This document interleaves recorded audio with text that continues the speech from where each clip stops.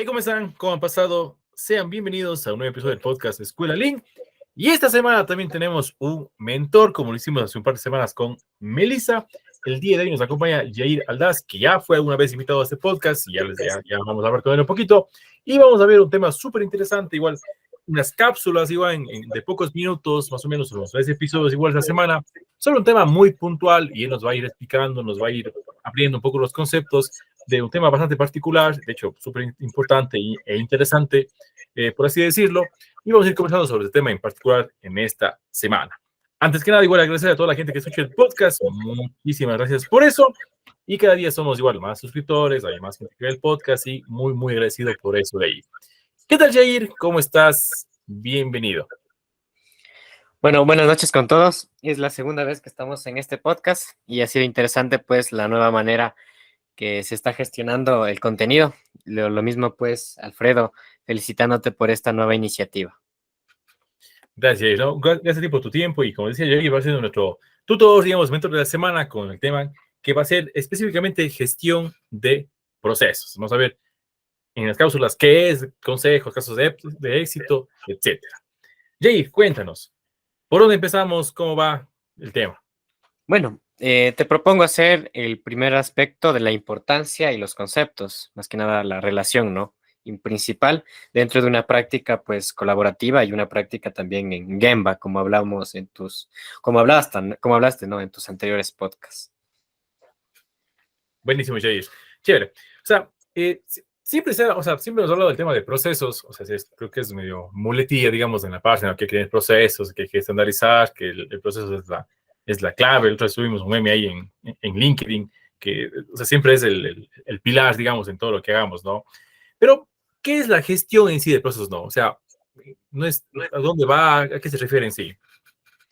Bueno, la gestión por procesos es prácticamente tener en claro y ordenada la casa, ¿sí? Nosotros tenemos en cuenta, y eso también lo hicimos en mi clase con mis estudiantes, el tema de ver desde cómo la cocina o cómo una actividad nuestra se puede hacer réplica y puede ser repetido también por otras personas. Recordemos que la gestión como tal es tema de administración, controlar, verificar, observar también las actividades que se realizan. Entonces, cuando se somete el tema de gestión, ¿sí? De hecho, vamos a estar un poco con el último podcast que vimos con nuestra anterior invitada, más bien la anterior invitada de Alfredo, hablamos de la gestión 3.0, ¿sí? Entonces, acordémonos esta parte y vinculémosle con procesos. ¿Cuál es la ventaja en el tema de procesos? Es estandarizar las actividades que nosotros tenemos y con ello, pues, llegar a una meta colaborativa o una meta que nosotros necesitamos, sea como empresa o macro proceso, ¿sí? Eso es quizás otro concepto que se inmiscuye dentro de la gestión por procesos. Como les decía también a mis pupilos, ahora son nuevos colegas, de hecho por el tema de docencia que les practicaba a ustedes, es el sentir de si es una empresa o una parte de un proceso perteneciente a una cadena de valor. Entonces, los macroprocesos vienen a partir de ello. Podemos decir logística, podemos decir producción, podemos también decir el tema de ventas como macroproceso, ¿sí? Y de ahí ir escalonando al proceso o persona. Justamente eso hicimos también como ejercicio con los chicos y les pareció bastante interesante porque se vincula muchas de las veces o la persona o el proceso. ¿Cuándo será persona? Cuando prácticamente seremos pymes, que hay que ser sinceros, ¿no? Cuando hacemos el levantamiento de información, no tenemos mucha estructura y se basa también en una sola persona. No es que esté mal, pero así es nuestro proceso, ¿no? O también propiamente el proceso, como podemos mencionar, la empresa XYZ, por decir un ejemplo, la siguiente línea o pool, no sé si lo han visto, quizás pueden revisarlo en uno de los diagramadores, por ejemplo, Visagi o Visio. Los pools, sí, que es la siguiente, se puede ver como al asistente de ventas, el call center o el asistente pues que se manifieste, ¿ya? Entonces, a eso quería llegar, Alfredo, no sé si tienes alguna duda adicional en tema del concepto como tal para gestión por procesos, o si no, si me permites dar la importancia también, ¿no? Bueno, la importancia. La importancia de la gestión por procesos, además de la primera idea que les mencioné hace un momento, el tema de ordenar la casa, es que a manera de normativa, siempre vamos a terminar haciendo un proceso, ¿ya? Nosotros decíamos, o más bien Alfredo comentaba, que el primer proceso de mejora es las 5 S. Estoy totalmente de acuerdo. De hecho, muchos autores, no solamente consultores que hacen la práctica, muchos de los autores mencionan esta situación, que el primer paso es las 5 S. Sin embargo, con mi criterio, en base a mi opinión humilde, de no mucha experiencia, hay que ser sinceros, hay personas que tienen más experiencia, pero volviendo al tema, o más bien pisando la cancha, como suelen decir acá, em, la gestión por procesos es el primer pasito para antes llegar a las 5 S, por ejemplo. Sí, entonces, teniendo la gestión por procesos, me permite hacer la mejora a los diferentes tratamientos en cuanto a los procesos. ¿Qué me refiero con tratamientos? Pues el levantamiento, ustedes también sabrán, el to be, el to done, el to do también, que son parte de la metodología, ¿no? Que es para hacer el tema de gestión por procesos y obviamente puedes estar dentro de una normativa. En este caso, recordemos los principios del sistema de gestión de calidad, se basa, ¿no? En tema de una, una palanca, pues, de las actividades que se quieran hacer. Entonces, es muy normativo.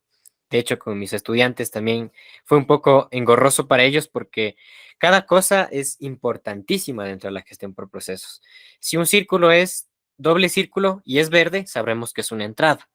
En cambio, si es un círculo con el tema del sombreado simple y rojo, sabemos que es salida. Son cosas chiquitas que a la final impacta en la organización porque nosotros buscamos no solamente llegar a la localidad nacional, y eso justamente les decía, vamos a tener que exportar alguna vez, vamos a tener que ir a otros países y otros países, viendo esta simbología, se vuelve más llamativo. De hecho, es una ventaja competitiva al hablar con normalización, con procesos y obviamente pues una secuencia lógica y guiada.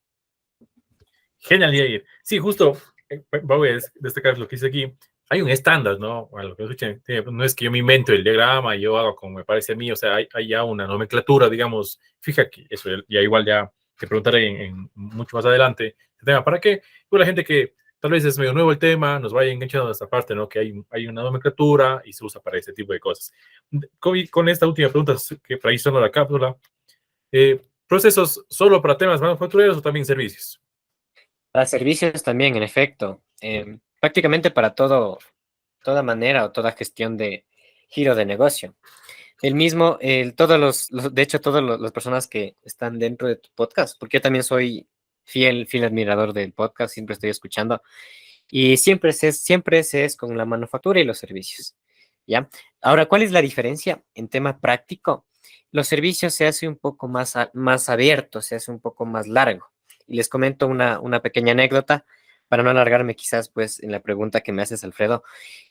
Estaba dentro de una institución educativa, más bien de institución de educación superior, IES, aquí en Ecuador, lo cual la entrada lo manifestaba dentro de este instituto como la necesidad de que la sociedad tenga una persona capaz o tecnóloga en ese caso, ¿no es cierto? Entonces, era esa la entrada, ¿ya? Entonces, no sé si pueden concebir esta parte como algo importante en servicios. Imagínense en servicios que obviamente con tema de educación se puede delimitar desde esa parte.